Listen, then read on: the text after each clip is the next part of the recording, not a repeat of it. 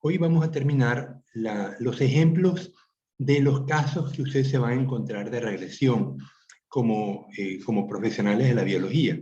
He escogido algunos ejemplos que ustedes van a ver que el truco está en linearizar la ecuación para poder usar el procedimiento de mínimos cuadrados y estimar los parámetros de los modelos. Pero vamos a ver también hoy cómo podemos hacer las estimaciones sin necesidad de usar el procedimiento de mínimos cuadrados, usando la rutina de Solver. Para eso les he mandado a su WhatsApp uno de los casos, el de las enzimas, para que los que tengan oportunidad de tener computador, los que tienen celular, pues no pueden hacerlo, me seguirán en pantalla, pero los que sí tienen computador, sí lo pueden hacer y necesitan los datos, por eso se los pasé. Vamos a ver que hay una diferencia, bueno, pero vamos a llegar al momento. Ahorita vamos a terminar de ver los ejemplos y pasar al caso de Solver. Cómo usar Solver, cómo cargar Solver, porque Solver no necesariamente no está en los computadores de entrada, hay que cargarlo, aunque está dentro de las rutinas de Excel, pero hay que cargarlo. Igual que los análisis de datos tampoco están en Solver, directamente hay que cargarlos. Espero que ustedes los tengan en sus máquinas, pues si no les voy a enseñar cómo cargar análisis de datos y Solver. Bien, entonces comparto el Excel.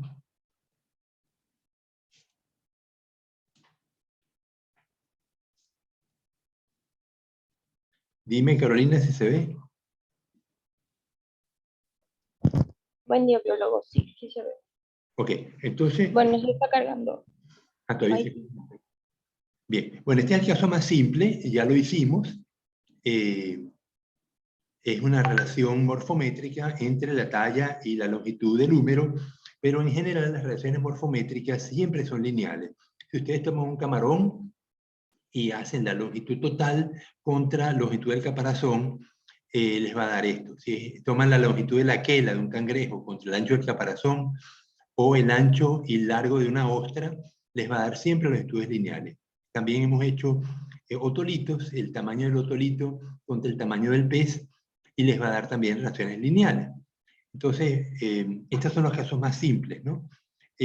Cuando vimos la relación talla-peso, veíamos que me da una relación tipo potencia, donde, que es esta relación curva, vemos que los animales, en la medida que van creciendo, van poniendo más peso en su cuerpo, y eso pues hace que la relación crezca de una manera más acelerada. Para transformar esto a recta, pues tomamos logaritmo de ambas expresiones y terminamos con una relación de tipo logaritmo de y igual logaritmo de el intercepto, que es logaritmo de a, más la pendiente por logaritmo de x, es decir, doble logaritmo me lineariza la ecuación tipo potencia. En frecuencia de tallas, veíamos que esto, creo que la vimos hasta acá, ¿verdad? Carolina, recuérdame si vimos este ejemplo. O Joan España, ¿te acuerdas de haberlo visto? Dígame, profe. ¿Te acuerdas de haber visto este ejemplo? No, voy a serle sincero. Ya. Melanie tampoco. No, si no se acuerda es porque no lo vimos. Y llegamos hasta aquí nada más. ¿Ese no es el de los gorriones? No, el de los gorriones es una línea recta. Con los gorriones comenzamos la clase de regresiones hace ya la semana pasada. Entonces, si no se acuerdan, vamos a verlo. Si ustedes van a Playita Mía y ven que hay un montón de mesas con la venta del pescado y cada vendedor pues tiene varias especies. Algunos venden carita, otros camotillos, otros curvina de roca, otros atún. Pero aquellos que tienen muchos ejemplares en sus mesas. Suelen ser animales pequeños y puede surgir la pregunta,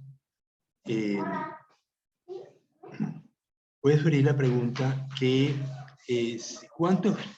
¿qué proporción de juveniles hay en una población?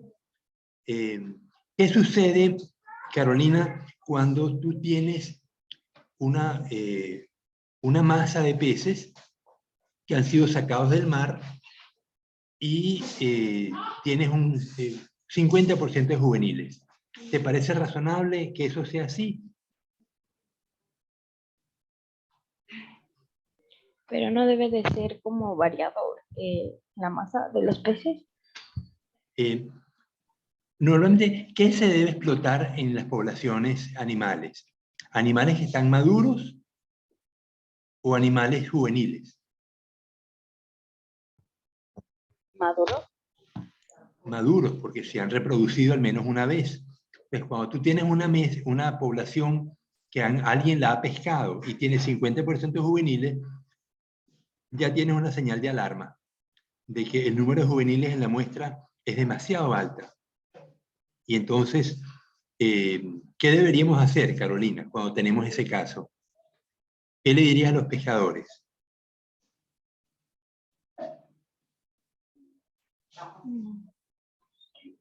O sea, no pescar solo en una zona determinada. Bueno, sí, pero el pescador lo que hace es lanzar redes, lanzar anzuelos, lanzar nazas. Si la población que está siendo pescada tiene un excesivo número de juveniles, tendríamos que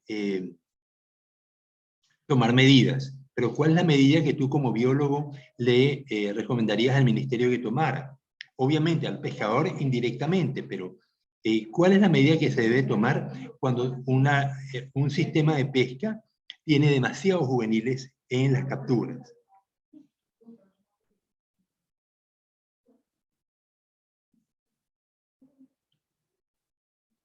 ¿Alguien le ayuda? Sería que la especie entre en veda, profe. No, porque y cuando salga la veda no van a seguir pescando 50% de juveniles. ¿Qué ocasiona que haya tantos juveniles en la muestra?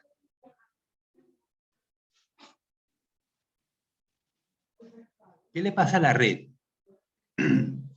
A la red tiene que ser más grande para que no mapachen los juveniles y los maduros queden atrapados. Claro, o sea, la luz de malla, el hueco de la red, tiene que ser mayor y ajustarse al tamaño que tienen los ejemplares maduros. Miren, voy a tener que suspender la clase momentáneamente para cambiarme de mesa y pasar a mi cuarto, pues llegaron mis sobrinos y no nos van a dar vida. Entonces, vamos a parar un momentito mientras paso la mesa a mi cuarto y podemos seguir trabajando allí.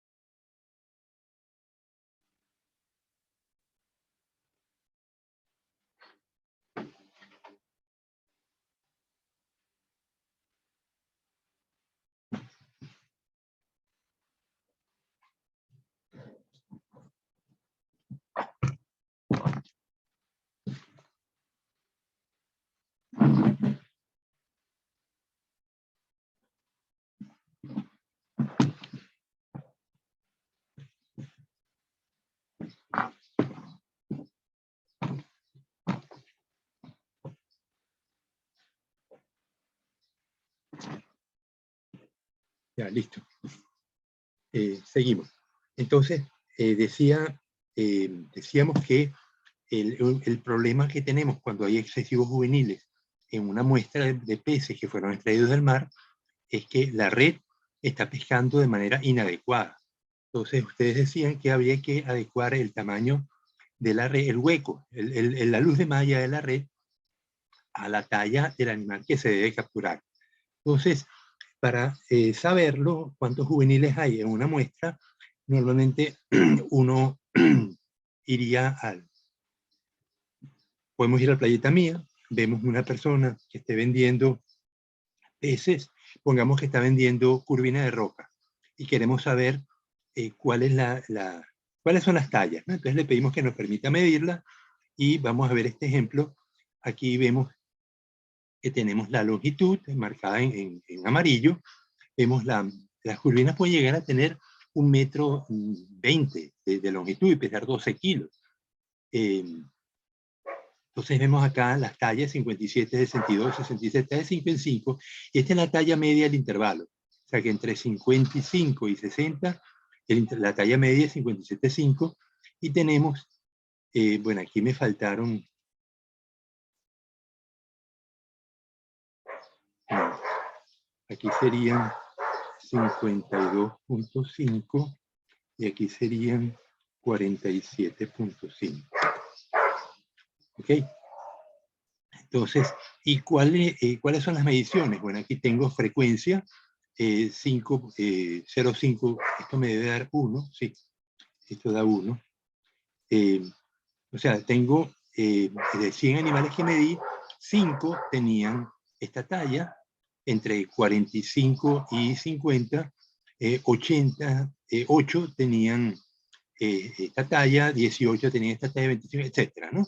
Entonces, yo puedo tomar estas frecuencias y las acumulo. Entonces tengo que el primer valor es este, y el segundo valor es el valor anterior más el valor que le sigue, 8. Entonces me da el siguiente valor, lo puedo estimar, y lo ven aquí, ¿no? Entonces, 13, 31, etcétera, ¿no? Entonces, esto se llama frecuencia acumulada, y la frecuencia acumulada tiene esta forma. Ven los puntos azules. Los puntos azules son los puntos experimentales, ¿no? Y la curva es el modelo. Entonces, vamos a ajustar el modelo. Estos modelos parecen complicados, no lo son. Dice que la frecuencia acumulada es igual a 1 dividido entre 1 más e elevado a la a menos b por x, donde a y b son constantes y el 1 también es constante, por supuesto, ¿no? Y aquí es la longitud. Entonces, ¿cómo transformo yo a línea esta ecuación que parece complicada? Bueno, el denominador está dividiendo, lo paso a la izquierda multiplicando, y la y que está multiplicando pasa dividiendo. Y me queda e a la a menos b por x igual 1 entre y. El 1 que me queda, aquí, vamos aquí, ya va.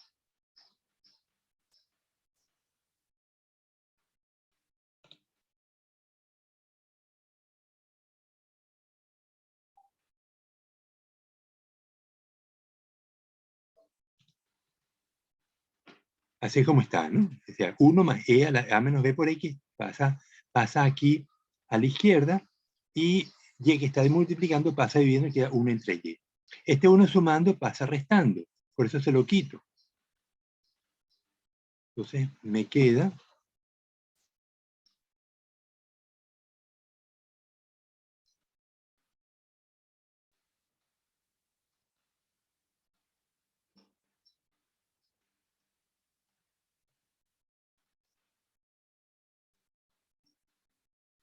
el 1, se lo quito, y me pasa al otro lado restando.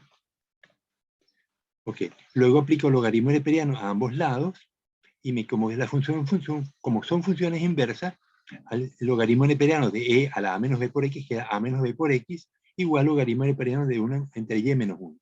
Fíjense que a y b no están transformadas, no están, y x tampoco. Entonces, ¿cómo se lineariza esta ecuación que parece complicada?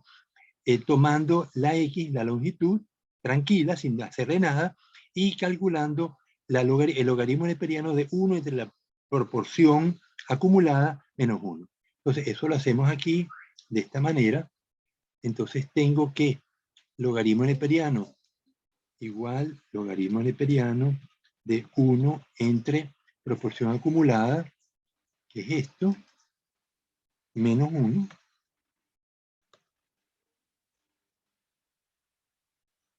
Y esto lo extiendo, ¿no? Entonces, aquí me quedan estos datos que si los comparamos con X, vean cómo queda. ¿Ven? Una línea recta. Sí, esta curva sigmoide, de los puntos azules sigmoide, se me transforma en recta. Tomo entonces la ecuación, la pendiente es menos 0,1336 porque está cayendo, y el intercepto 8.766. Entonces, me dice que pendiente menos 0,1336, sí, menos 0,13, y el intercepto 8,77. 8.77. Ah, broma.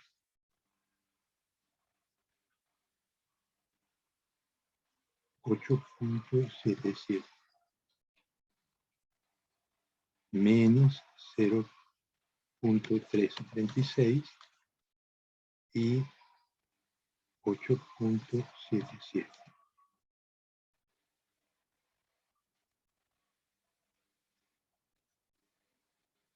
Me lo pone como fecha y yo necesito que sea número. Entonces le cambio la fuente, le digo número con 2 decimales, aceptar. Me queda 8.77. Ok, entonces, ¿ahora qué hago? Bueno, ya ustedes saben que el procedimiento para estimar la regresión con mínimos cuadrados, ¿saben cuál es? Toman el x cuadrado, y cuadrado, xy, estiman la pendiente, estiman el intercepto y luego verifican si la pendiente es 0 o no es 0. Bien, eso lo saben hacer. Entonces, x cuadrado. Ok, ahí tengo todos los elementos. No lo vamos a hacer para no perder tiempo, pues ustedes ya lo saben hacer, tienen los modelos, aquí está hecho de todas maneras. Lo importante es que vamos a estimar, entonces, la Y estimada. ¿Cómo se estima la Y? Pues aplico el modelo y le digo que tengo la B y la A, la tengo en la M, la A es la M31 y M32. A ver, me dice que 1 sobre 1 más E a la B29. Le voy a poner $31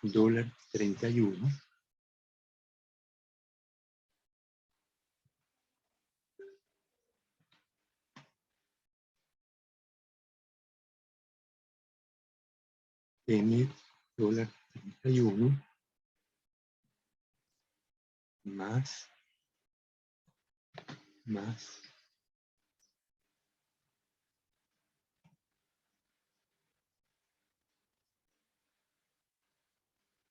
$32 por B7. B7 no es más que la longitud. M31 más M32, a ver cómo me quedó.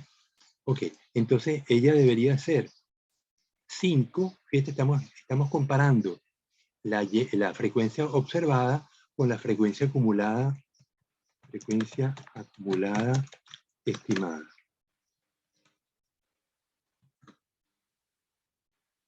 Entonces, 5 contra 8, bueno, no está muy bien, pero tampoco está tan mal, ¿no? Y esto lo llevo hasta... Aquí no pongo nada, ¿no? Entonces, estos valores están reproducidos en esta curva roja que están viendo, ¿no?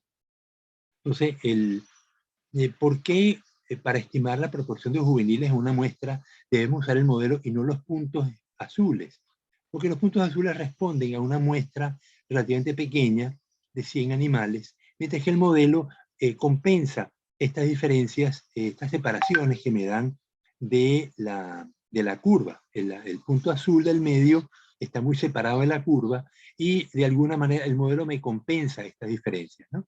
Entonces, en base a la curva roja, yo puedo estimar cuántos juveniles hay.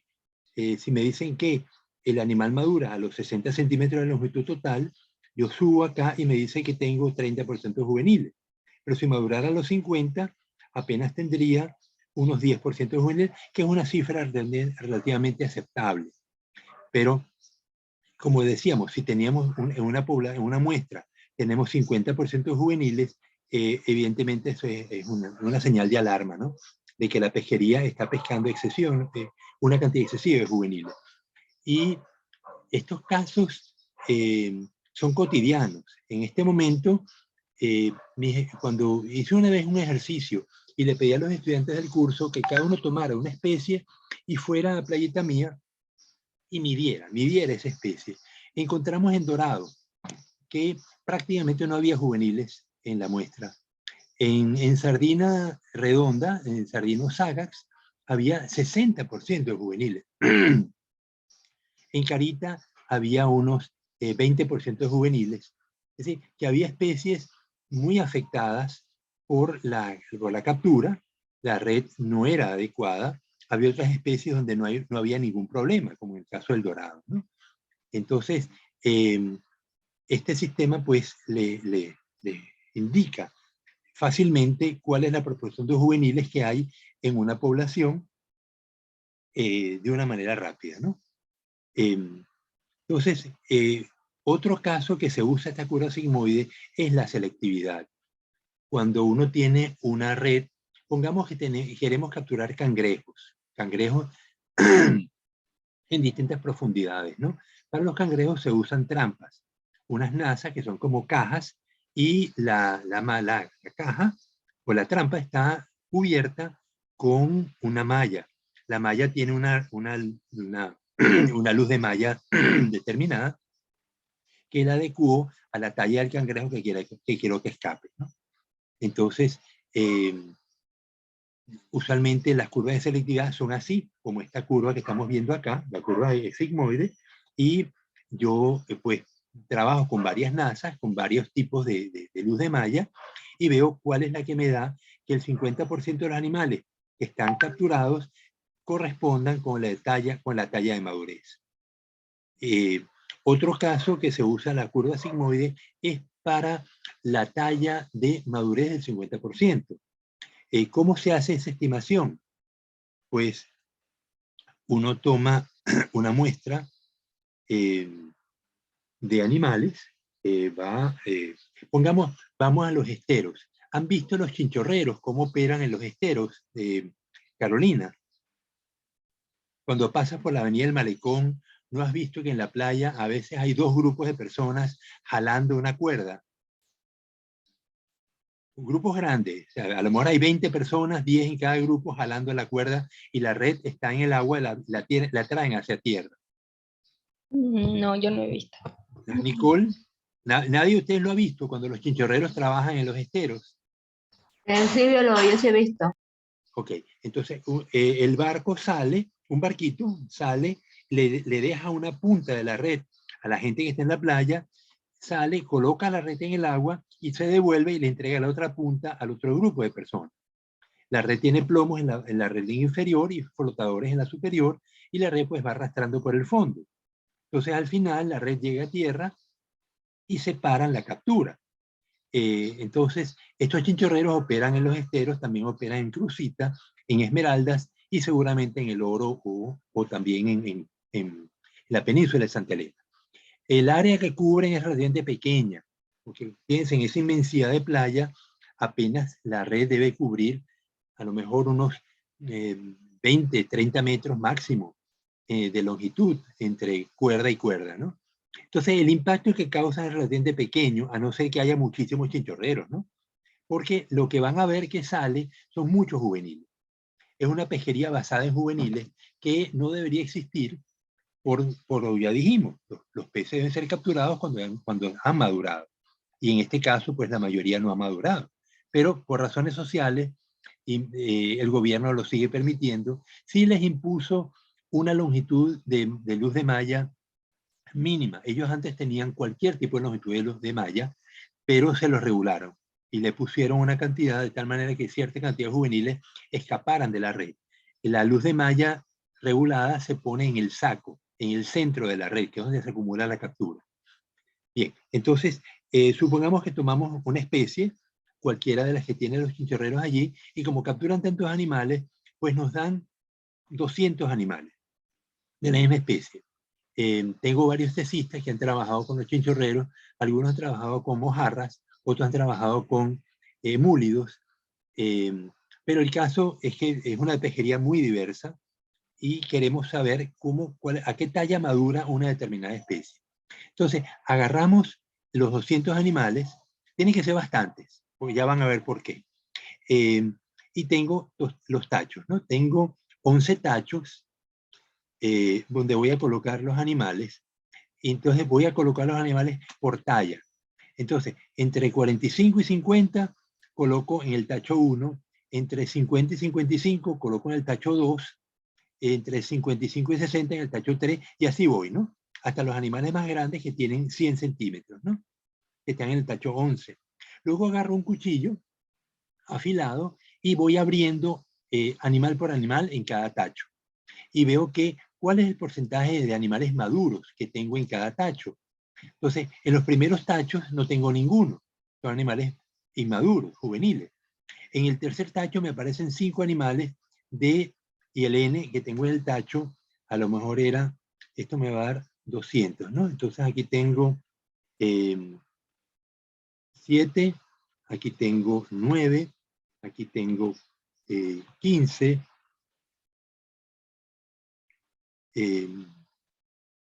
bueno, y así voy. Al final me va a dar 200 peces, ¿no? Entonces, N en el tacho. Entonces, esto aquí me da 30, aquí me da 25, 50 animales, 24, 20, 15, 10, 8. ¿Cuánto me da esto realmente?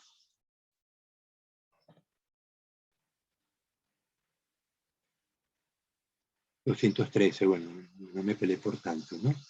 Esto me da 20, esto me da 40. Ok, 200. Entonces yo divido el número de animales maduros. No lo voy a hacer para no perder tiempo, pero ustedes se imaginan que aquí tengo número de maduros. Aquí tendría pues 0, 0. Aquí me daría 5%, o sea, 5% de 15 igual 0.05 por 15 me da un animal. Aquí me da 15% igual 0.15.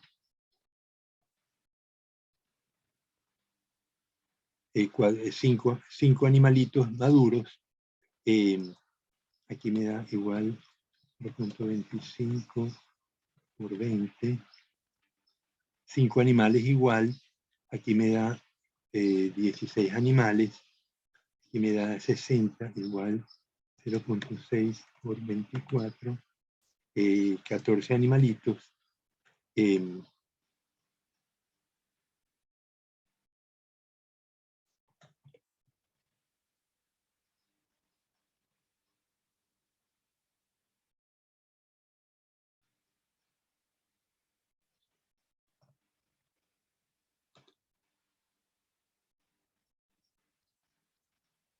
Ok, ahí lo ven. Entonces tengo, en cada tacho tengo estos animales,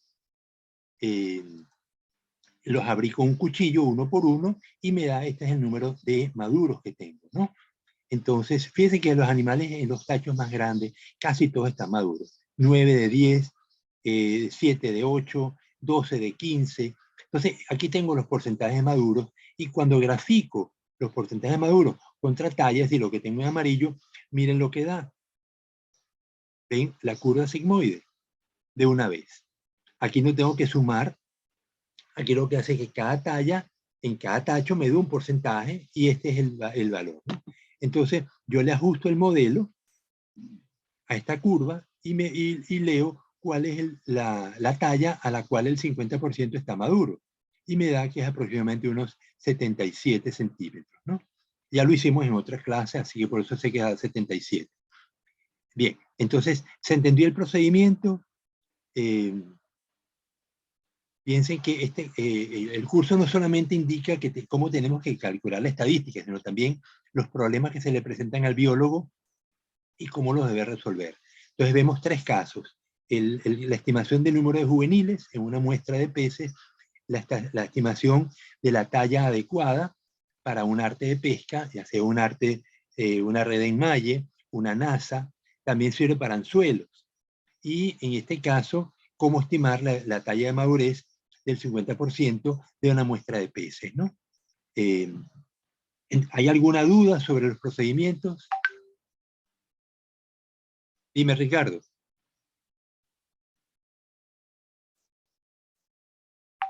Richard. Bueno, Ricardo no quiere dar el micrófono. Pero, María José, ¿tienes alguna duda sobre los tres procedimientos que se usaron? No, biólogo. Bueno, entonces seguimos. Nos faltan dos casos en los radioisótopos. ¿Qué es un radioisótopo, María José?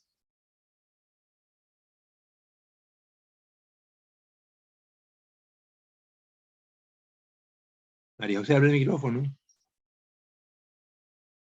Si no me equivoco, era un átomo que tenía exceso de energía nuclear, radiactiva, algo así era. Sí, es un átomo radioactivo.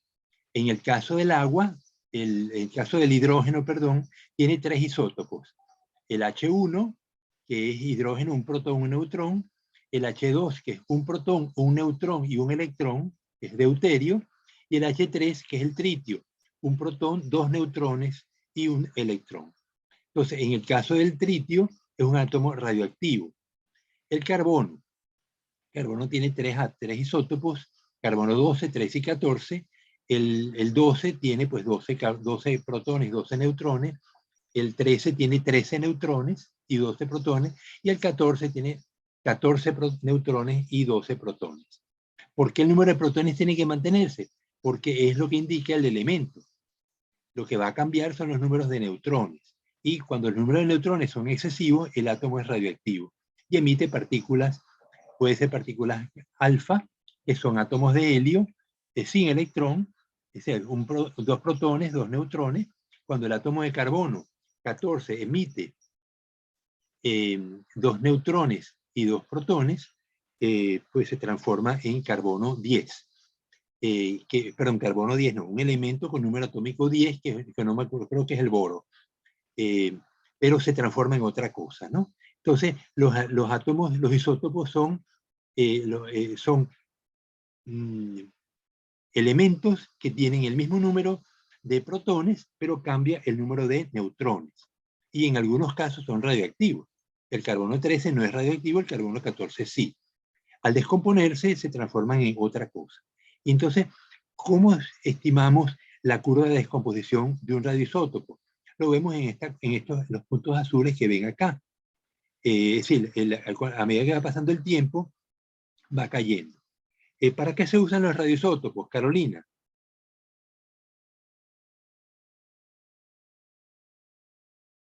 Buenos días, Fernando. Buenos días, Brenda. Alexis, no los había saludado. Buenos días, biólogo. Buenos días, biólogo. Ya. ¿Para qué se usan los radioisótopos? Deme algunos usos. Sobre todo los más fáciles es medicina. ¿Para qué los usamos? ¿Tienen algunos familiares que hayan sido sometidos a radioisótopos, a radiación? Sí, mi tía sufrió cáncer de mama, así que pasó por quimioterapias. Okay. Pero la quimioterapia es una sustancia que le inyectan intravenoso y ataca a la célula cancerosa.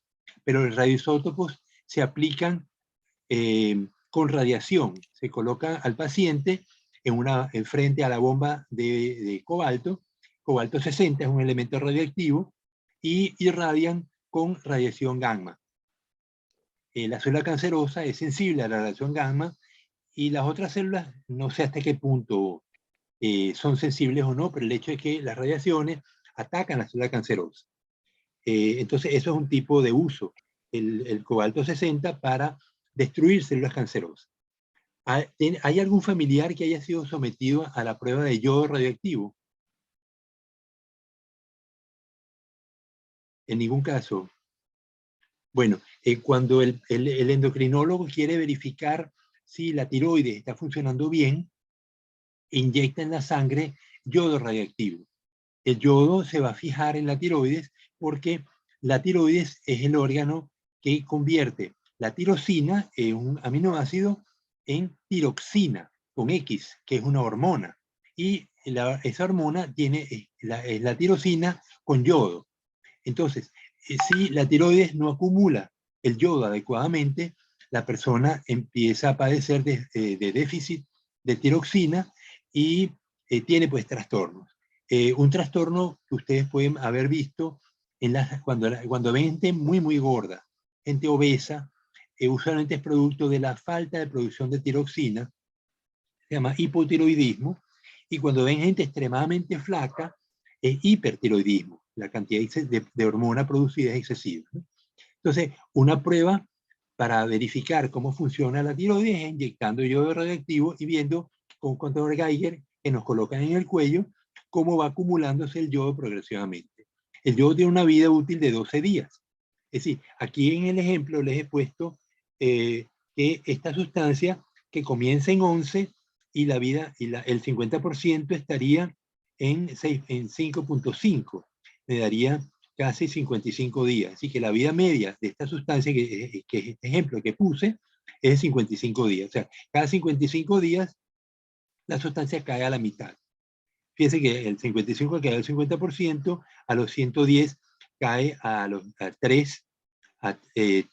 3 micromoles por litro, a los 55 cae a 1.7 y así va, ¿no? Ven que va cayendo, no solamente progresivamente, sino que cada tantos días cae la mitad de lo que había antes, ¿no? Se llama la vida media del radioisótopo. Entonces, la ecuación que describe este modelo es una constante A por E a la menos BT, menos porque va cayendo, ¿no?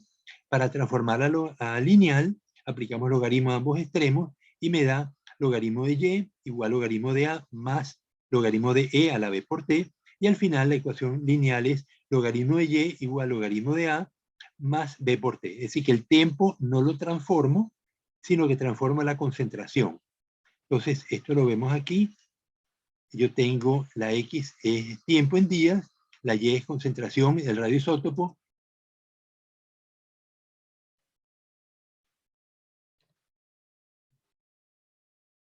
En moles por litro.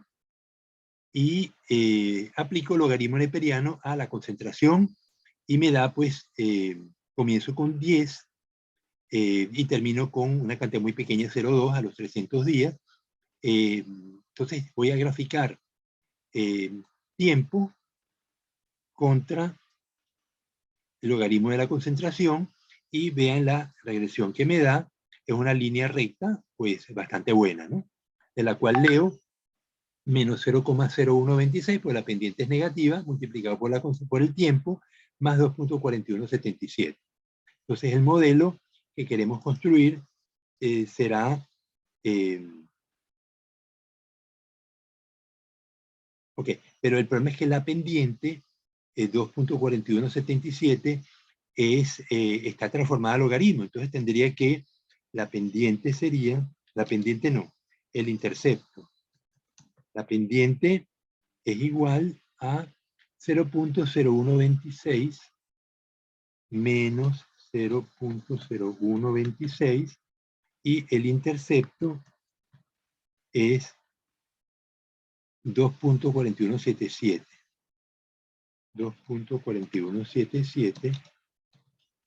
Pero el intercepto está como logaritmo, entonces tengo que aplicar el antilogaritmo será igual XP de 2.4177 y me da 11.22.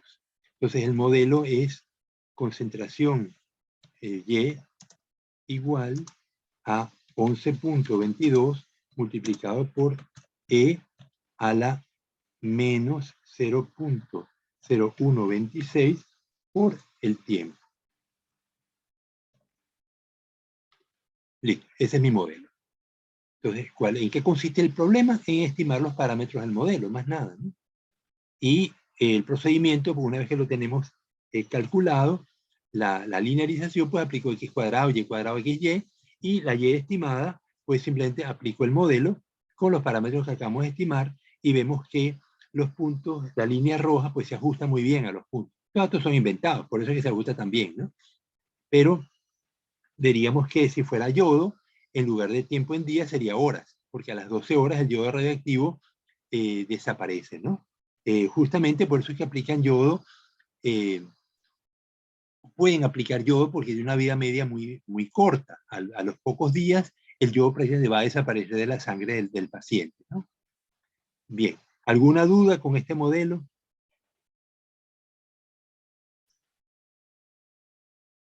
Bueno, silencio. Entonces, vamos al último caso, que es el caso de las enzimas. ¿Qué es una enzima, Alexis? Alexis, abre el micrófono.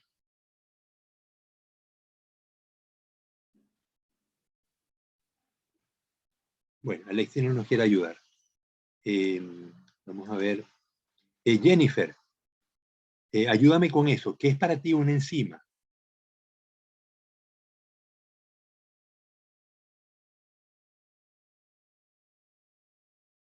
Jennifer tampoco nos quiere ayudar. Bueno, mi colega que nunca me deja mal. Fernando. Es una proteína catalizadora, es decir, que aumenta el tiempo, bueno, reduce los tiempos de reacción. Correcto. Simplemente hace que la energía que hace falta para que dos productos reaccionen es mucho menor y acelera muchísimo. Millones de veces las reacciones se aceleran con las enzimas. Ahora, las enzimas son proteínas. La proteína es una cuerda de aminoácidos, pero como los aminoácidos son distintos tipos de elementos, tienen amina, tienen ácido carboxílico y tienen un carbono en el medio donde hay un elemento sustituyendo, que puede ser un hidrógeno, como el caso de la, creo que es la alanina, o puede tener un grupo funcional, un fenol, o elementos más complejos. El hecho es que muchas veces ese elemento funcional tiene carga, si es una amina, si es un ácido carboxílico, si es un fenol. Entonces, estos elementos de los aminoácidos en la cuerda reaccionan entre sí, se atraen o se repelen y hace que la proteína, cuando ya se va formando, la cuerda no queda línea recta, ya se va enrollando, formando una hélice. Y luego estas hélices empiezan a doblarse como si fuera una cuerda que uno tirara al piso.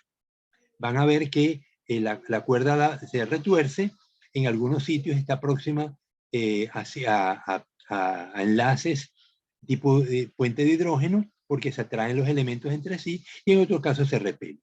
Entonces, estas formas que tienen las proteínas se llaman las distintas estructuras. La estructura primaria en la forma de la cuerda de aminoácidos, la secundaria, la hélice que forma la cuerda cuando se va constituyendo, la tercera, cuando se empieza a retorcer la cuerda por atracciones entre los grupos con polaridad diferente, y la cuarta, cuando varias proteínas se constituyen, como la hemoglobina, que son dos proteínas distintas que para funcionar necesitan estar unidas, ¿no? Tiene un átomo de hierro, la hemoglobina, que es lo que permite que el centro activo, que está justamente en el átomo de hierro, se une el oxígeno o el CO2 indistintamente. Entonces, a veces las proteínas, las enzimas, tienen dos sitios de interacción con los elementos externos a la proteína. Uno es el centro activo, donde va a ocurrir la transformación de la reacción, y otra es el centro alostérico, donde puede haber una interacción con un elemento externo, pero no se transforma. Simplemente ese elemento, cuando se pega allí, me cambia la estructura de la proteína y hace que el centro activo deje de funcionar. Entonces, cuando tengo dos elementos como el CO2 y el oxígeno compitiendo por el centro activo, se llama inhibición competitiva, donde si tengo exceso de CO2, o por ejemplo, ¿cuál es el peligro del monóxido de carbono? Joan, España. Cuando los vehículos están encendidos, los vehículos normalmente deberían producir CO2 y agua de la gasolina, pero muchas veces producen monóxido de carbono. Ese monóxido de carbono es venenoso, y justamente ¿en qué consiste el veneno? ¿En qué consiste el peligro, Joan? ¿En qué emiten ese CO2, profe? Y que puede ser captado por nosotros. Ajá, ¿y qué pasa si, pero no es el CO2, es el CO, monóxido de carbono? El carro produce CO2, cierto, en la mayor proporción, pero también produce una pequeña proporción de monóxido de carbono. El monóxido de carbono es venenoso, pero ¿no sabes por qué es venenoso? No, profe, no tengo idea.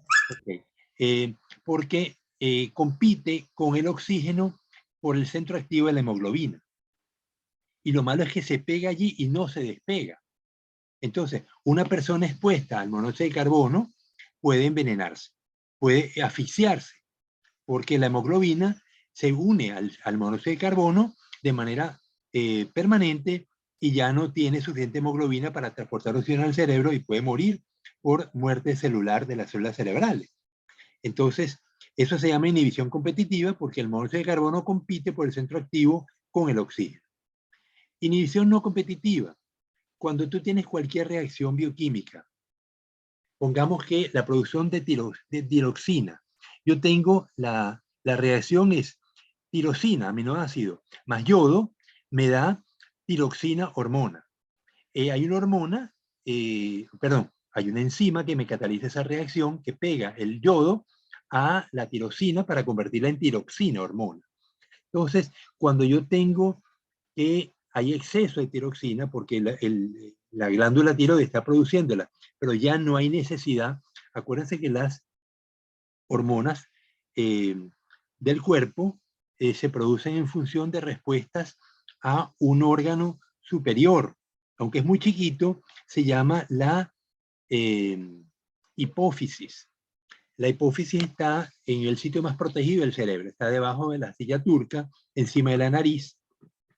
Es una glándula pequeñita, pero altamente impactante. Las hormonas que produce la hipófisis condicionan muchos órganos del cuerpo, porque en este caso, pues la hipófisis lanza una hormona que induce a la tiroides a producir tiroxina. Pero cuando ya la hormona no hace falta y se sigue produciendo, tiene que haber algún mecanismo para parar la reacción. Y la manera como la para es que la propia hormona, tiroxina, inhibe la reacción de manera no competitiva. Se une al centro alostérico, y yo les decía que la proteína, la enzima puede tener dos centros de actividad con el medio exterior. Uno, el centro activo, donde el yodo se va a unir a la tirosina para formar la tiroxina, la hormona. Otra, el centro alostérico, donde la tiroxina hormona se une a la enzima y la inhibe. ¿Cómo la inhibe? Le cambia la forma. Al cambiar la forma, el centro activo ya no tiene cómo recibir a la tirosina aminoácido y deja de funcionar. Entonces, es como el flotador en el aljibe de la casa de ustedes. Cuando hay exceso de agua, el flotador sube y para la entrada de agua de la calle al aljibe. En este caso, cuando la tiroxina se está acumulando y hay hay mucha tiroxina en exceso, mucha hormona en exceso, la misma hormona inhibe la reacción enzimática a través de forma no competitiva porque se une el centro alostérico. Bien, entonces, esto lo debían haber visto en bioquímica, pero los del grupo B me decían que en bioquímica no vieron enzimas, no vieron estas reacciones. ¿Eso es correcto, Jennifer?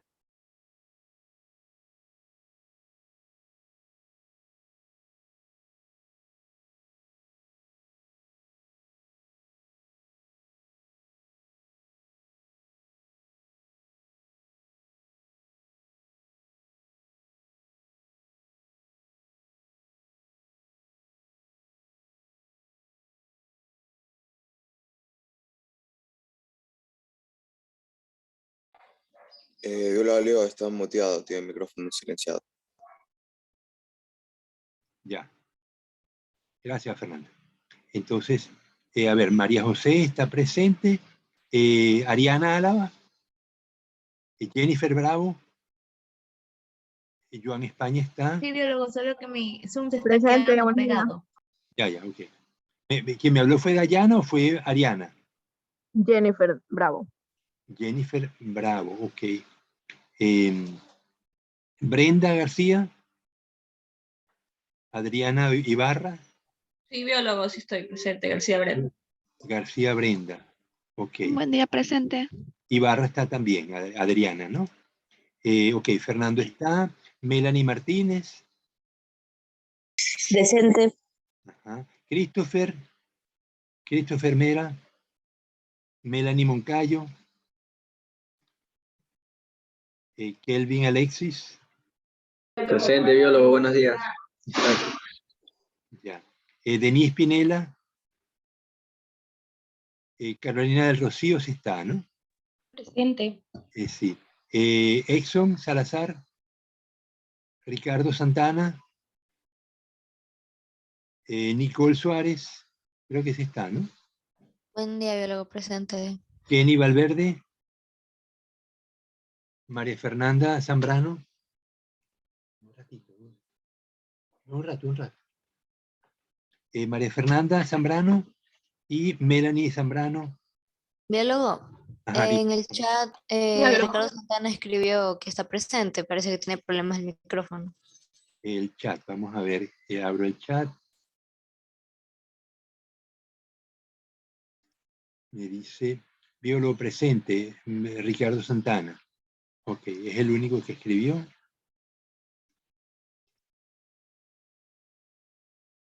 Santana, Ricardo.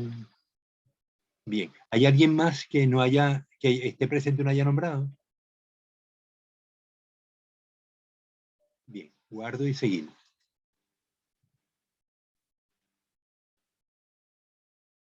Ok, entonces vamos a compartir de nuevo el Excel para terminar con este último ejercicio de las enzimas.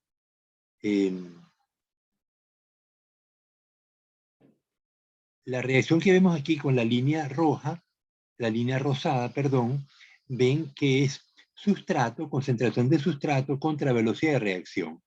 Entonces, en la medida que va aumentando el sustrato, la velocidad de reacción va subiendo, pero llega un momento en que hay demasiado sustrato y la enzima tarda un tiempo en descomponerlo, en transformarlo. Entonces, llega un momento en que hay tanto sustrato que no hay enzima suficiente para que siga creciendo la velocidad y la velocidad alcanza un máximo. Entonces, vemos que si yo aplico esta ecuación con varias enzimas o varias condiciones, yo puedo saber si la inhibición de esa enzima es competitiva o no competitiva viendo la curva. Si me cambia la Vmax, la velocidad máxima, aplicando un inhibidor, me dice que la inhibición es no competitiva. Si me cambia si la velocidad máxima se mantiene, pero el Km, que ya vamos a ver qué es el Km, es una constante, me cambia, entonces yo digo que la inhibición es competitiva. Así que esta ecuación, este procedimiento que vamos a ver, me permite saber si la enzima tiene un inhibidor competitivo o no competitivo. En este caso solamente vamos a estimar la velocidad de la reacción usando un ejemplo que es el agua oxigenada, peróxido de hidrógeno, se descompone con la catalasa. Nosotros producimos peróxidos comúnmente en las mitocondrias. La mitocondria es un organelo donde ocurre la oxidación de la materia orgánica, sobre todo de la glucosa, ni siquiera de la glucosa, del piruvato, porque lo que entra a la mitocondria es el piruvato. La glicólisis empieza fuera de la mitocondria, donde la glucosa se descompone en moléculas más pequeñas, como la molécula de 3 carbonos, como el piruvato. Si hay oxígeno, el piruvato se transforma en CO2 y agua. Si no lo hay, entonces la mitocondria solamente produce piruvato que luego se va a transformar o en lactato o en ácido o en ácido, en alcohol etílico. En los procesos de fermentación, donde no hay oxígeno, como el proceso de fermentación del vino, donde coloco jugo de uva, que tiene mucha glucosa, y la glucosa se va a transformar progresivamente en alcohol etílico y con un desprendimiento de CO2. En el caso de la fermentación láctica, es la que ocurre en nuestros músculos cuando hacemos un ejercicio muy violento. ¿Qué pasa, María José, si un día te da por acomodar tu cuarto, barres, limpias, pasas el trapo con el detergente y dejas tu cuarto impecable? Al día siguiente, ¿cómo te sientes, María José? Pues es que en mi caso yo hago ejercicio, entonces pues no me duele nada, pero sí he escuchado gente que cuando hace muchos oficios o cosas así, les duele y les da hasta contracción muscular. Ok, entonces esa falta de ejercicio, si fuéramos deportistas frecuentes, pues no, y limpiáramos el cuarto, pues no nos pasaría nada.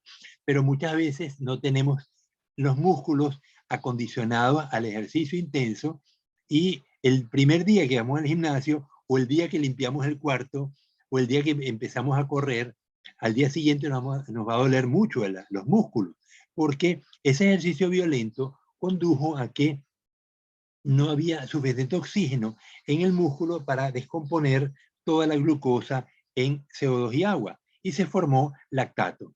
El lactato se acumula en los músculos y provoca dolor. Eso se llaman agujetas. Progresivamente el lactato va a ser descompuesto a piruvato y va a pasar a la mitocondria y se va a hacer uso de él para transformarlo en CO2 y agua y producir ATP. Entonces, los dolores de las agujetas van a desaparecer cuando el lactato desaparece también. Ok, entonces estamos entendiendo esos procesos. Pero los peróxidos se forman normalmente en la mitocondria y son muy, muy problemáticos porque provocan oxidación de cualquier cosa. El agua oxigenada, ¿para qué la usas, Nicole? ¿Para qué usan las damas el agua oxigenada? Para el pelo, para decolorarlo. Para decolorar el pelo. O sea, es una sustancia tan reactiva que agarra la melanina que está en el pelo y la transforma, la destruye. Muchas veces uno puede agregar agua oxigenada para limpiar la pared. O sea, la agua oxigenada tiene muchos usos, pero usualmente están asociados a su capacidad de oxidación tan intensa. En medicina, ¿para qué la usamos? Cuando te cortas o cuando tienes un raspón, Para desinfectar. Para desinfectar, es decir, destruye las bacterias. Entonces, en el cuerpo humano, el peróxido se forma y debe ser destruido lo antes posible para que no cause daño. Y la enzima que se encarga de eso se llama catalasa. Está en la sangre y por lo tanto, al estar en la sangre, está en todo el cuerpo.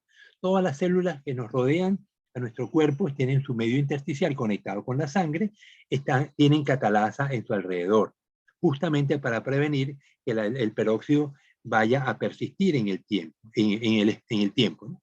Entonces, en este caso, vamos a hacer un ejercicio donde la profesora de bioquímica, mi profesora de bioquímica, nos dio un tubo de ensayo con una concentración de peróxido de hidrógeno determinada, y luego agarró y nos dio una cantidad, agregó o nos dio un tubo de ensayo aparte, 1 mililitro de la enzima. La enzima es sangre que me sacaron a mí, la centrifugaron y obtuvieron el plasma. El plasma lo diluyeron en solución en Ringer, solución isotónica con cloruro de sodio, y nos dieron a cada quien 1 mililitro. Entonces tenemos, los datos son, vamos a ver aquí, tengo concentración de sustrato, a cada quien le dieron un tubo de ensayo con una concentración distinta, algunos tenían mucho sustrato, otros tenían muy poco, y nos dieron, le agregamos el mililitro de plasma diluido con la catalasa. Enseguida que se agrega la catalasa al tubo de ensayo con el agua oxigenada, empieza a producir burbujitas, como si agarráramos el bicarbonato y le echáramos limón, ¿no? ¿Qué es lo que pasa, Nicole, cuando le agregas limón al bicarbonato? Es como espuma. Se produce una espuma y es CO2, es el bicarbonato, libera el CO2 y se transforma en carbonato. CO2 y agua, ¿no? Entonces, en este caso, nosotros teníamos un sistema que nos permitía medir la producción de oxígeno del tubito. Les muestro, un segundito, les muestro el equipo que usábamos. Oye, se me va a ir la hora.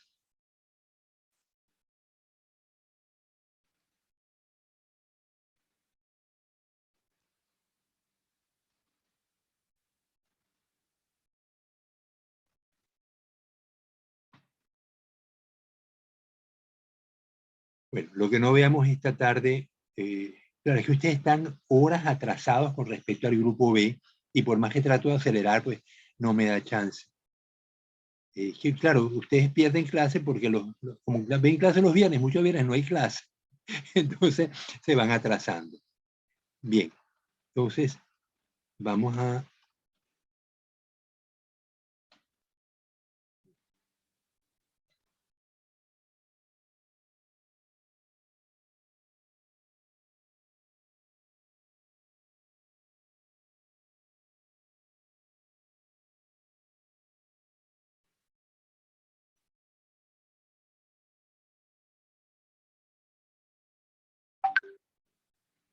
Ok,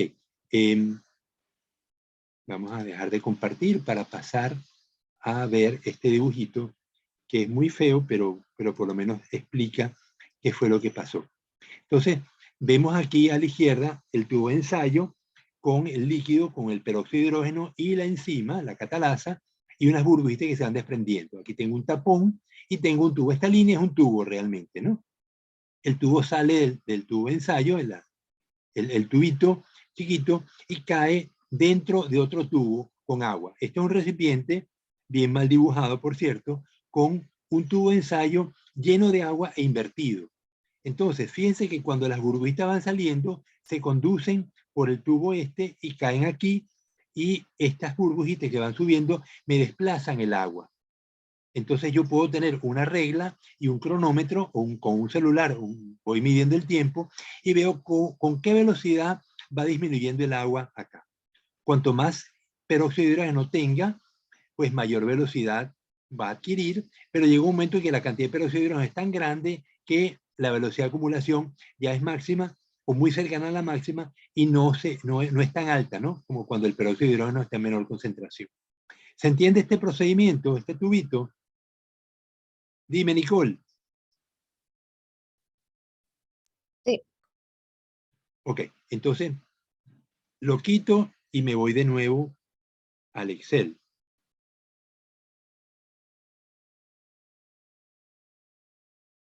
Ok, entonces tengo que la ecuación que me describe el modelo es velocidad de la reacción es igual a velocidad máxima, una constante, multiplicado por la concentración de sustrato dividido entre la concentración de sustrato más Km, la constante de Michaelis.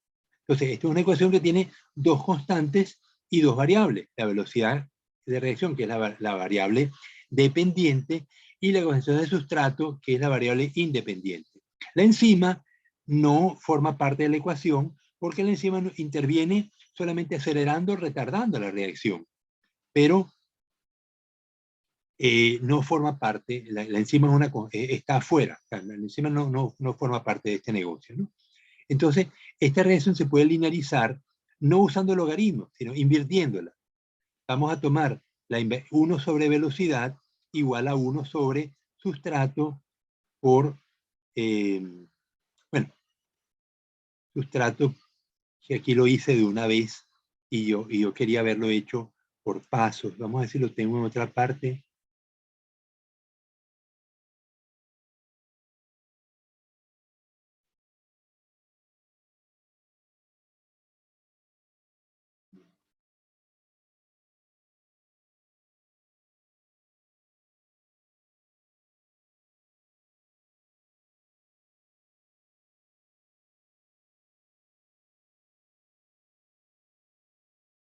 Bueno, vamos a hacerlo. 1 entre velocidad es igual a 1 entre V max por S sobre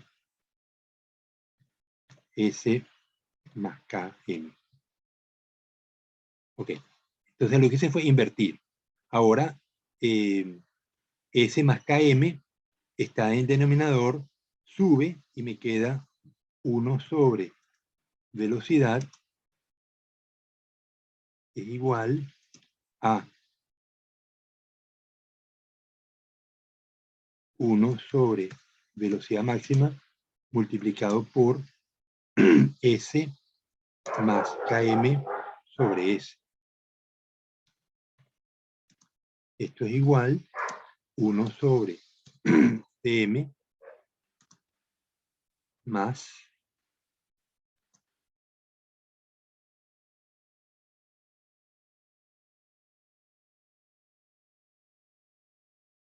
S, perdón, 1 sobre S multiplicado por Km sobre Dm. Si quieren hagan ustedes el ejercicio, pero este es el final. Entonces, la linearización, el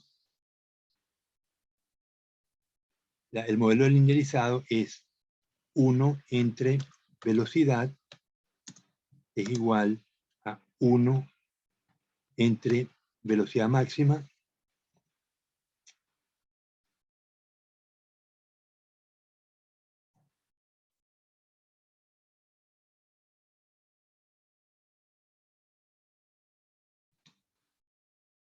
el modelo final, el modelo linearizado.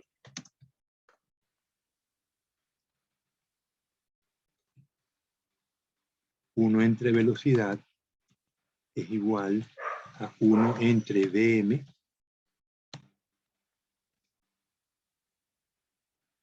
más 1 entre S multiplicado por Km entre Dm.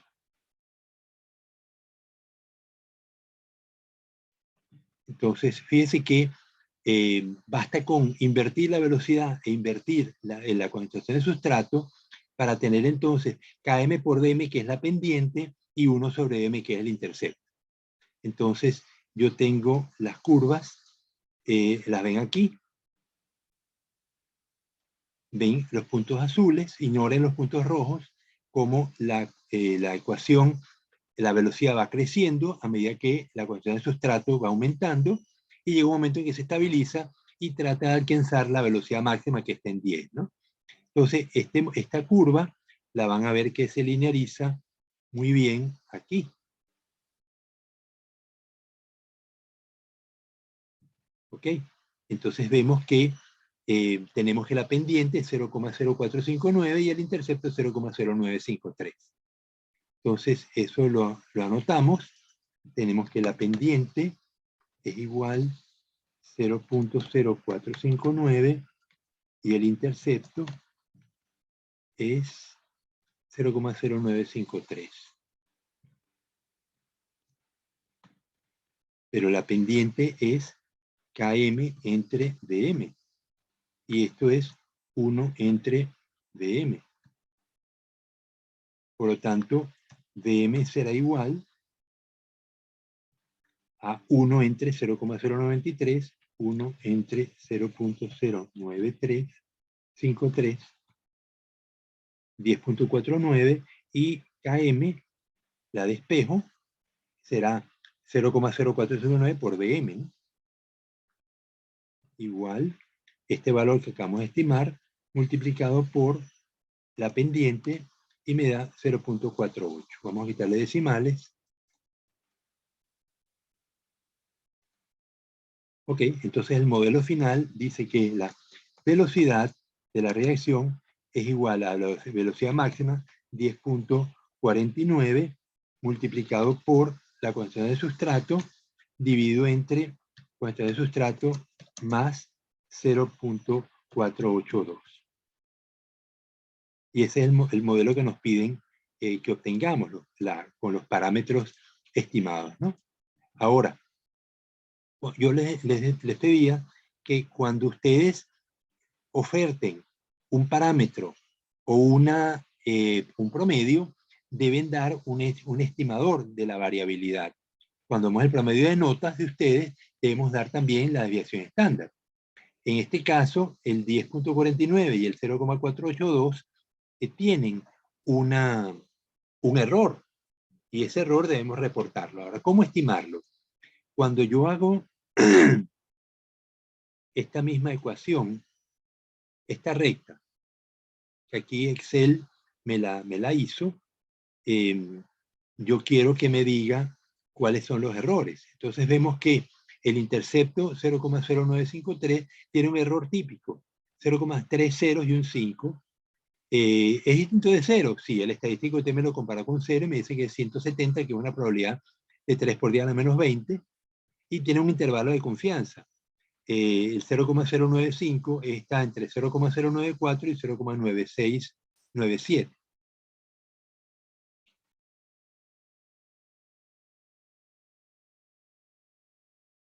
Ok, estos son los intervalos de confianza del intercepto y de la pendiente. Pero Bmax no es directamente el intercepto, es el inverso del intercepto. Y la pendiente es Km sobre Bmax. Entonces, ¿cómo hacemos cuando tenemos una variable que es función de otras variables cuyo error conocemos? La manera de estimarlo se llama la propagación de errores. Esto creo que no lo han visto. Ayer le preguntaba a los estudiantes del paralelo B y nadie había visto antes propagación de errores. En los cursos de estadística ni en los cursos de física. Yo la vi en el curso de física, de laboratorio de física, cuando cursé segundo semestre en la escuela de biología. Pero en los cursos de estadística no se enseña propagación de errores, es curioso, ¿no? Pero bueno, me toca enseñarlo a mí. Entonces, ¿qué significa propagación de errores? Que cuando yo tengo una variable y igual x más z, y tanto x como z tienen error, ¿cuál es el error de y? Será igual al error de x más el error de z. Esto es en el caso de las sumas o las rectas. Es el caso de y igual x menos z. Es el mismo caso. Cuando yo calculo los errores, tengo que el error se propaga sumando los errores de las dos variables que están involucradas en la ecuación. ¿Se entendió esto? El error de la variable definitiva es la suma de los errores de las variables que forman parte de su cálculo. Cuando son sumas y rectas, cuando son divisiones y multiplicaciones, la cosa cambia. Ahí es más grave. Entonces, cuando yo tengo y igual una constante m por x, y x tiene error, entonces el error de y será igual a m por el error de x. Y cuando tengo y igual x sobre z, la cosa es más complicada aún y hay que usar derivadas parciales, pero las derivadas parciales no las vieron con la profesora, con el profesor, ay demonios, ¿cómo se llama? Hidalgo. ¿Cuándo vieron cálculo? ¿Con quién lo vieron? Dime, Brenda. Brenda, abre el micrófono. Disculpe, biólogo. ¿Con quién me viste la materia cálculo en segundo semestre de la carrera? Con el profesor Johnny Hidalgo. Creo que fue. Johnny Hidalgo, ok. Pero no vieron derivadas parciales. Vieron derivadas nada más. Sí, solo derivadas, creo que. Ok. Bueno, no importa. Entonces, pero les doy la fórmula. Dice que el error de y dividido entre y elevado al cuadrado es igual, bueno, ya se lo pueden imaginar, al error de x sobre x elevado al cuadrado más el error de z sobre z elevado al cuadrado. Okay. Les he pasado a la aula virtual no, al WhatsApp. Lo tienen desde el comienzo de la clase, un trabajo del profesor, ¿dónde está?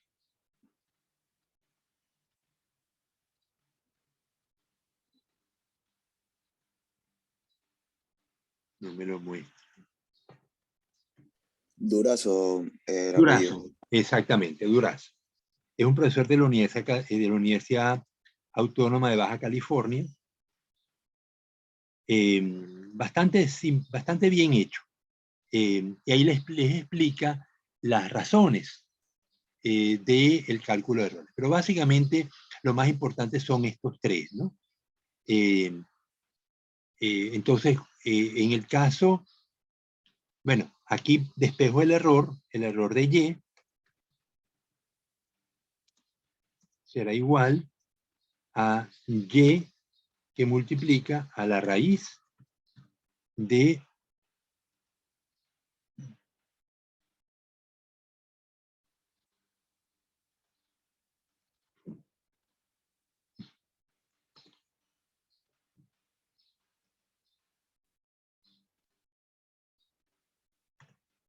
ok, entonces ya que tenemos las fórmulas, vamos a hacer los cálculos en el caso específico que acabamos de terminar.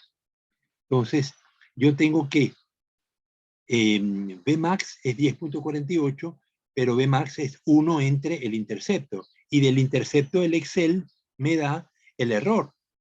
Entonces, el error de Bmax será igual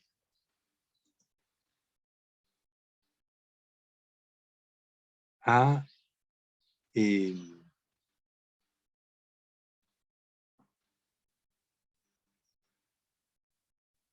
1, B más 1 sobre intercepto. El error de Bmax sobre Bmax al cuadrado es igual al error del intercepto sobre intercepto elevado al cuadrado, porque el 1 no tiene error.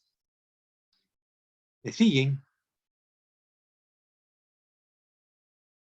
Aquí lo tienen. Bmax es igual a 1 sobre intercepto. Entonces, en toda ecuación donde hay una división, voy a tener que el error de Bmax sobre Bmax al cuadrado es igual al error del intercepto sobre el intercepto elevado al cuadrado. Entonces, el error de Bmax es igual al valor absoluto de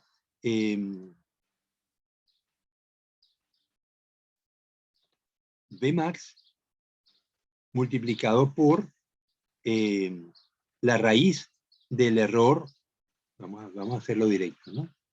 Por la raíz del error del intercepto sobre el intercepto elevado al cuadrado, pero como tengo un solo elemento, la raíz de un número elevado al cuadrado es el mismo elemento. Entonces, al final puedo omitir la raíz y omitir el cuadrado. Al final, ¿qué me queda?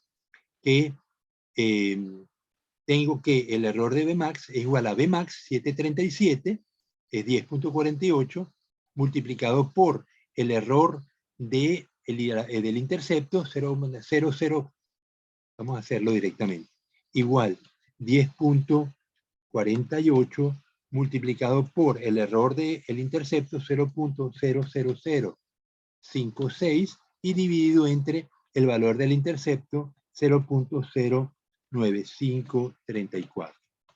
Y me da 0.06.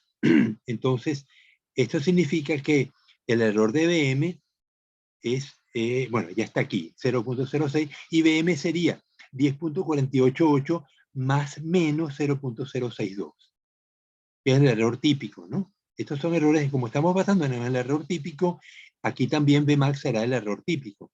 Recuerden que el error típico es igual a la desviación estándar dividida entre la raíz del número de puntos.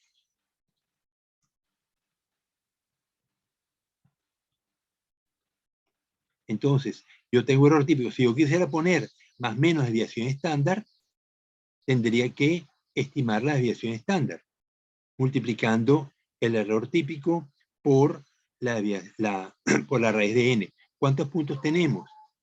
13 observaciones. Entonces, la desviación estándar de BM será igual a la raíz de 13 multiplicado por el error típico que acabamos de estimar,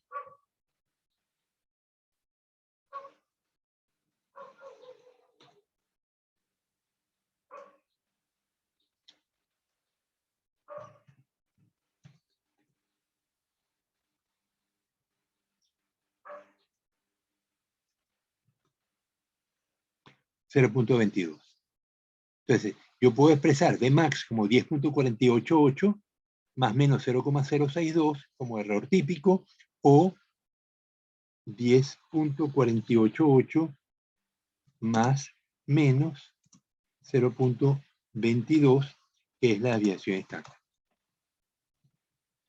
¿Se entendió?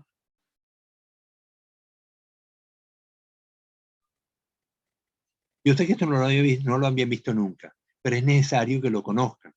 La propagación de errores, o cómo estimar los errores en base a la propagación de errores. En este caso, vemos el caso de estas ecuaciones de enzimas. Ok, vamos ahora con Km.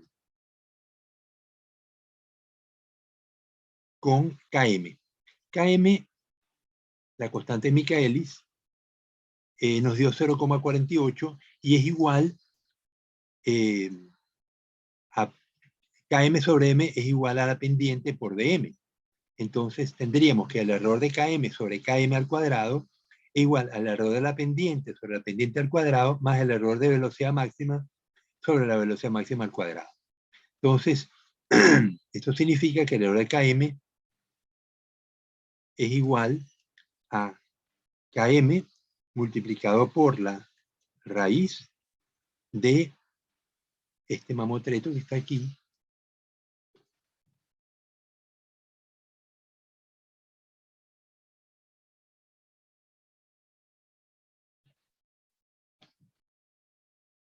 ¿ok? Siguiendo la fórmula que acabamos de describir, ¿no? Entonces, esto me da que tengo 0.0481, que es el valor de Km, por la raíz de el error de la pendiente. El error de la pendiente es 0,00041, dividido entre 0, entre la pendiente 0,0, no, el error de la pendiente sobre la pendiente más el error de BM sobre BM. Entonces, esto es igual a el error de la pendiente. El error de la pendiente 0,0041 sobre la pendiente 0, aquí hay un error. 0.0458889 elevado al cuadrado más el error de Km, el error de más error de BM 0.062 dividido entre el valor de BM 10.488 y me da 0.0051. Entonces, Km será 0,4812 más menos 0.0052. Eso es el KM más menos el error estándar. Si yo quiero la desviación estándar, tengo que multiplicar igual la raíz de 13 multiplicado por este valor, me da 0.018, 0.02. Entonces, también puede ser 0.48 más menos 0.02, que es la desviación estándar. Esto es el error estándar. De estas dos formas es válido expresar el parámetro con su variabilidad. Bueno, esto lo vamos a seguir, como yo sé que está medio complicado, vamos a seguirlo practicando el próximo martes. Porque me interesa que conozcan esto, porque es la primera vez que lo ven y deberíamos pues tener la capacidad de estimar la propagación de errores. Por favor, léanse para el martes el trabajo de Durazo para que estén más entendidos el procedimiento para estimar estas cosas, ¿no? La suma de los errores cuando se suman o se restan, o la multiplicación de errores cuando es por una constante, o el error de cada uno sobre el parámetro elevado al cuadrado, es la suma de los errores. Y estos no son más que derivadas parciales, ¿no? La derivada parcial para estimar los errores. Bueno, me quedan 4 minutos. No sé si hay alguna duda que quieran que trabajemos en estos minutos que faltan. Biólogo, una pregunta. ¿Qué diferencia tiene el error estándar con la propagación de errores? Lo que pasa es que yo, para la propagación de errores, yo puedo usar cualquiera. Puedo usar la varianza, puedo usar el error típico, o puedo usar la desviación estándar. Porque a fin de cuentas, estas fórmulas me hablan de error. Y el error tiene 3 expresiones: la varianza, la desviación estándar y el error típico. Ambas están asociadas. Recordemos que la desviación estándar es la raíz de la varianza. Y el error típico es la desviación estándar sobre la raíz del número de puntos. Entonces, no importa cuál usemos, lo importante es saber qué estamos usando para poder convertir uno en el otro. Pero las ecuaciones de propagación de errores no hacen referencia a cuál de los 3, sino basta que usemos cualquiera de ellos, ¿no? Usualmente la desviación estándar, ¿no? ¿Está claro, Fernando? Sí, listo, gracias. Bien, entonces yo quería haber ejemplificado el Excel, no nos dio tiempo, el Excel digo, el Solver, porque en este caso estamos estimando errores usando la propagación de errores, pero usando los errores que nos da el Excel. Y al fin de cuentas, ¿de dónde salen estos errores? Del método de mínimos cuadrados. Pero cuando yo uso Solver, yo estimo los parámetros del modelo directamente. Yo me voy aquí, me voy al modelo, y aplico el modelo directamente, es solo que tengo el valor estimado con unos parámetros que doy. No los voy a complicar, mejor explicamos esto en la próxima clase para que vean cómo se usa el Excel, y el Excel me da directamente los valores. O sea, ¿cómo se usa el Solver? El Solver lo que hace es que me da los valores de Bmax y de Km de una vez, pero no me dice nada de sus errores. Esos errores hay que estimarlos de otra manera mucho más complicada, pero bueno, a veces no podemos aplicar mínimos cuadrados por razones X, y tenemos Solver, y Solver es una enorme ayuda para estimar parámetros. Lo que pasa es que luego no me da la opción de conocer el error, como si me da mínimos cuadrados. Entonces vamos a ver esas técnicas de Jackknife y de Bootstrap. La vamos a ver en la próxima clase. Bueno, jóvenes, se me acaba el tiempo. Si no hay más dudas, paramos la clase en este momento y nos vemos entonces el día martes. Yo de nuevo, lo que no quiero es que se me pierdan en los números, pero estos procedimientos ustedes no los habían visto y es necesario que los conozcan. muchas veces los tesistas vienen a conocer esto durante su tesis, porque se dan cuenta que la tesis requiere unos procedimientos matemáticos y estadísticos que no son los comunes, y es cuando el tesista pues aprende estas técnicas. Yo he querido que ustedes las aprendan en este momento como parte de este curso. Yo sé que el profesor Jesús Briones, en el curso de, ¿cómo se llama, Brenda, el curso de Briones? Técnicas aplicadas, algo así. Herramientas digitales aplicadas a la biología, creo que. Eso mismo. O sea, Briones ya les ha dado montones de cosas.